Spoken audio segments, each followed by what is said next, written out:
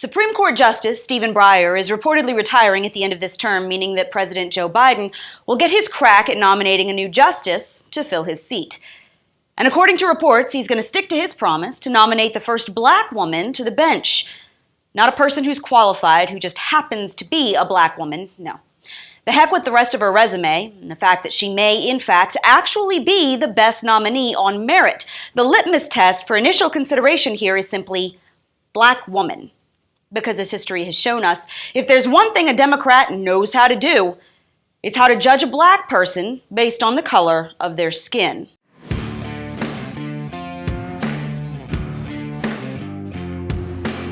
Leave it to Democrats to think the only way a black woman could ever get a spot on the Supreme Court of the United States is if a white liberal president puts her there, specifically based on the color of her skin. Of course, even within the significantly more limited category of black women, some potential candidates are, let's say, a bit more lackluster than others. One person whose name is being tossed around is none other than Kamala Harris, who has sucked so bad at being the vice president that, hey, why not let her try being a SCOTUS judge? Now, of course, being a justice would mean she'd actually have to formulate answers to questions, which she can't seem to do to save her life. Was it wrong to consider inflation transitory? I mean, these price spikes seem like they're going to be with us for a while. We have to address the fact that we got to deal with the fact that folks are paying for gas, paying for groceries, and need solutions to it. But another name that's reportedly being kicked around is that of Ketanji Brown. She's a Harvard grad. She actually clerked for Breyer, and she was a judge on the D.C. District Court from 2013 until last year, when she moved up to be a judge on the U.S. Court of Appeals for the D.C. Circuit.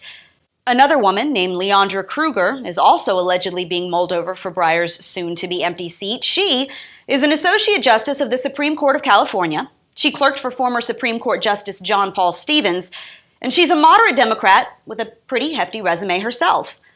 But apparently this isn't about resumes. It's about making sure the next SCOTUS justice is a black woman. Because November is coming up, and we got to make sure that we score those social justice points. It strikes me that this is further proof of Democrats' utter lack of understanding of how diversity actually works. Instead of fixing actual issues that create inequities and letting it over the years show itself through qualified nominees of all races and genders, they try to shortcut the process by taking the easy way out.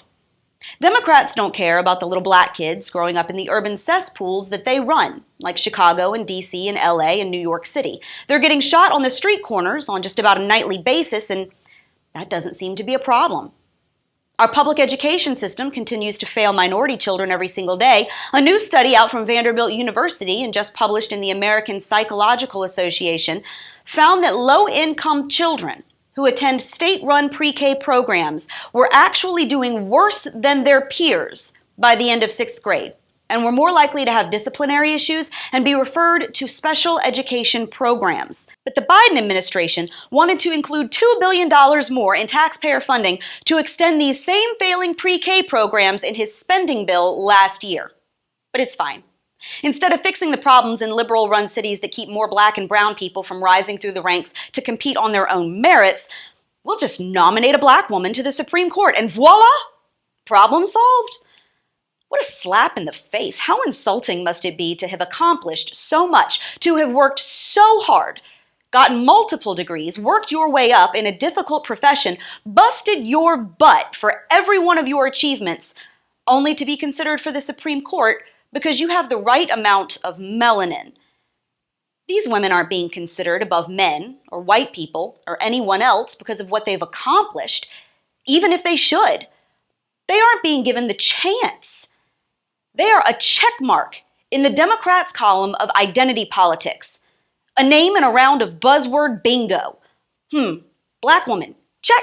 The person I will nominate will be someone with extraordinary qualifications, character, experience, and integrity. And that person will be the first black woman ever nominated to the United States Supreme Court. Do y'all ever get tired of being pawns for leftists to score political points? Do you get sick of watching all your merits get shoved under the rug by a political party that has never been able to see black folks as anything other than props in a game? Aren't you tired of being used? Now, I don't really want a left-wing judge on the Supreme Court at all, moderate or not. I want someone who will defend preborn lives, uphold the Constitution, protect individual freedom, and reject tyranny. Black, white, I don't care. I want a conservative justice who understands the government's primary job is to get the heck out of my way. But as far as I can tell, ideology aside, you could take both of these women, not you, erase their names and faces and look only at their resume, and they would be qualified at least for consideration based on what little we know about them now. Maybe something horrific will come out about them, I don't know, but it should come down to their qualifications regardless. But instead, Biden and his puppet masters have decided that the most important thing, the only important thing about them, is their race. That's what they'll be known for.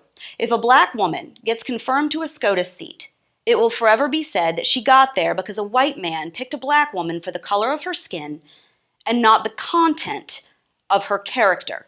And that's your Reality Check, America. Make sure you subscribe to our YouTube and Rumble pages, like us on Facebook and Twitter, and stay sane out there.